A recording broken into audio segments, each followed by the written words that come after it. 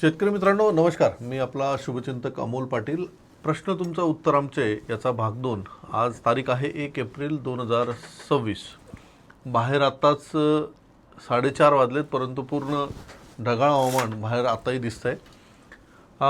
जो आजचा प्रश्न आलेला आहे पांडुरंग सपकाळ यांचा हा प्रश्न आहे आणि तुम्ही व्हिडिओ थोडं क्लोज बघा. पपईची यांची बाग आहे आणि काल खानदेशात बऱ्याच ठिकाणी गारपीट झाली आणि प्रचंड बागेचं नुकसान झालं. बऱ्याचशा फळबागांमध्ये अशी परिस्थिती सध्या झाली असेल, परंतु जर आपल्याकडे पपई बाग असेल आणि अशा प्रकारचं जर नुकसान झालं असेल तर आहे टेन्शनसारखी गोष्ट, परंतु लगेच हार न मानता काही लोक लगेच प्लॉट उपटून टाकण्याचा विचार करतील, पण थोडंसं थांबा.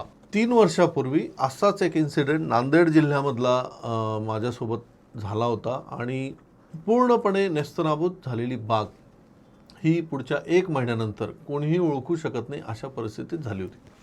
फक्त आता या ठिकाणी हे जे नुकसान झालेलं म्हणजे पानं पूर्णपणे फाटलेली आहेत, पानं गळून गेलेली आहेत, फोटोसिंथेसिस या ठिकाणी होणार नाही, फूल सगळं ड्रॉप झालेलं असेल, पानं फाटल्यामुळे झाडाला आणि पानाला झालेली इजा, या ठिकाणी बुरशीचा प्रादुर्भाव होईल. तर त्यामुळे सगळ्यात आधी झाडाला एक साधं बुरशीनाशक देऊन झाड रोगापासून वाचवणं गरजेचं आहे. त्यानंतर फाटलेल्या पानांवर जर उन्हाचे तीव्र किरण ज्याला आपण म्हणतो UV रेज जे असतात ते UV रेज अजून फाटलेल्या पानांना जाळतील, करपवून टाकतील.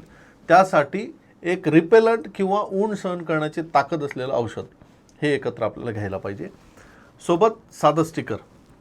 खालून अशा वेळेस नवीन पालवी येण्यासाठी युरिया, अमोनियम सल्फेट किंवा 319 याचा वापर केला पाहिजे. तर नेमकी आता काय उपाययोजना या ठिकाणी केली पाहिजे, मी एक फवारणी तुम्हाला सजेस्ट करेल. जर पपईची बाग असेल तर नक्की करा.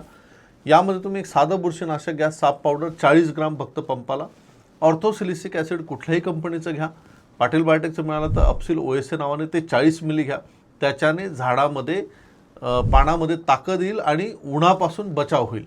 आणि स्टिकर फक्त एवढी फवारणी करा. फवारणी करताना खोडाचा जो भाग आहे म्हणजे इथून हा पूर्ण खोडाचा भाग खालून असं वरपर्यंत हा भाग कव्हर करा.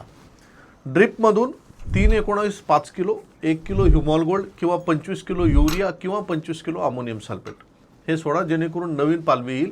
15 दिवस जर वेट अँड वॉच केलं तर 100% हा सुद्धा प्लॉट पूर्णपणे कव्हर होईल. तर मित्रांनो ही उपाययोजना नक्की करा. उपाययोजना केल्यानंतर रिझल्ट कसे वाटले ते खाली दिलेल्या नंबरवर मला रिझल्ट्स प्रतिक्रिया तुमची नक्की द्या. व्हिडिओ आवडला असेल तर लाईक आणि शेअर करा. धन्यवाद.